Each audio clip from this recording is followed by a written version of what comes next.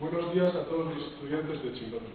Yo, Carlos Urquijo, delegado del Gobierno de España en la Comunidad Autónoma Vasca, vengo a deciros que voy a denunciar la manifestación de Tantas, o como se llama, ya que será a favor de los presos de ETA y en contra de la política penitenciaria del gobierno.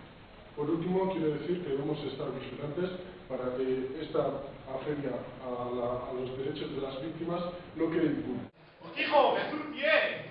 Urtarrian 11ko manifestazioa giza eskubideak, irtenbidea eta bakearen aldekoa da. Horregatik, ni tantza egingo dut eta urtarriaren 11an Bilbon izango nahi. Ni ere bai! Ni ere bai! Ni ere bai!